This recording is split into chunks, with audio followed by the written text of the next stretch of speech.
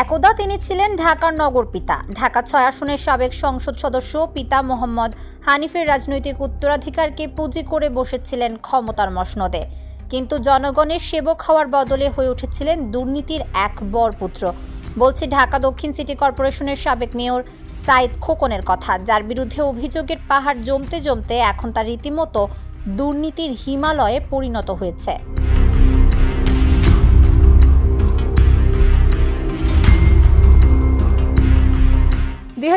সালের ৫ আগস্ট শেখ হাসিনা সরকারের পতনের পর জনগণের অর্থ লুট করে বিদেশে পালিয়ে গেছেন অনেক রাঘব বোয়াল।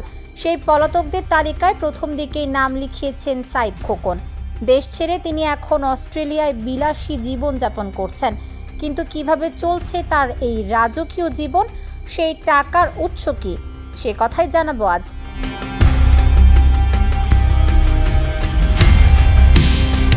দেশ ছাড়লেও টাকার জোগানে যাতে কোনো কমতি না হয় তার নিখুঁত ব্যবস্থা করে গিয়েছিলেন সাইদ খোকন। রাজধানী ঢাকার অভিজাত এলাকা গুলশানে তার রয়েছে এক সুবিশাল ১৪ তলা বাড়ি। বনানীতে রয়েছে ২টি বিলাসবহুল বাণিজ্যিক ভবন।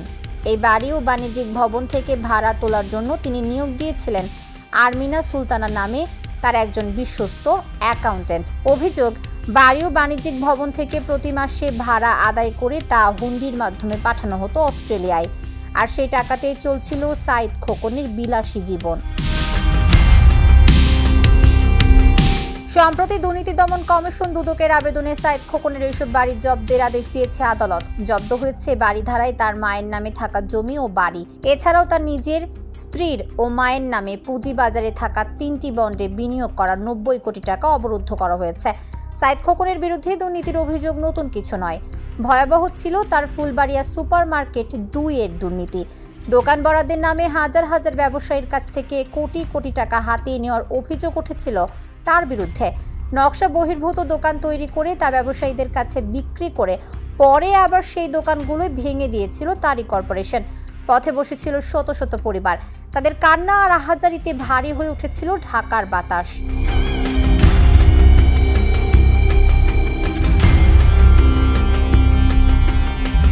মেয়র থাকাকালে তার প্রতিটি কর্মকাণ্ড ছিল সমালোচনায় ভরপুর। ঢাকাবাসী হয়তো ভোলেননি ২০১৯ সালে যখন ডেঙ্গু মহামারীতে নগরবাসী দিশেহারা, তখন মেয়র হিসেবে তিনি দিয়েছিলেন চরম দায়িত্বজ্ঞানহীন এক মন্তব্য।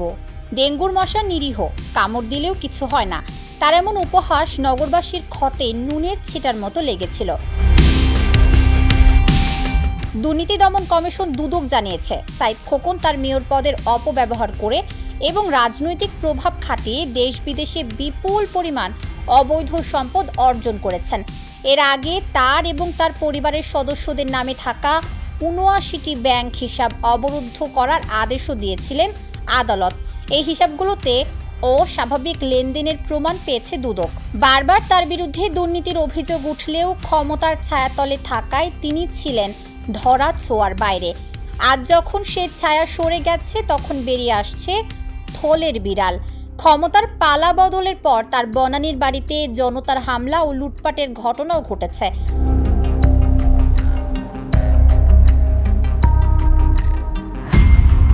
সাধারণ মানুষের করের টাকা, অসহায় ব্যবসায়ীর শেষ সম্বল লুট করে আজ অস্ট্রেলিয়ায় আয়েশি জীবন কাটাচ্ছেন সাইদ খোকন। যে অর্থ দিয়ে ঢাকার রাস্তাঘাট, ড্রেনেজ ব্যবস্থার উন্নয়ন হওয়ার কথা ছিল, যে টাকায় ডেঙ্গু আক্রান্ত শিশুর চিকিৎসা হওয়ার কথা ছিল, সেই টাকা আজ ব্যয় হচ্ছে তার ব্যক্তিগত ভোগ বিলাসে।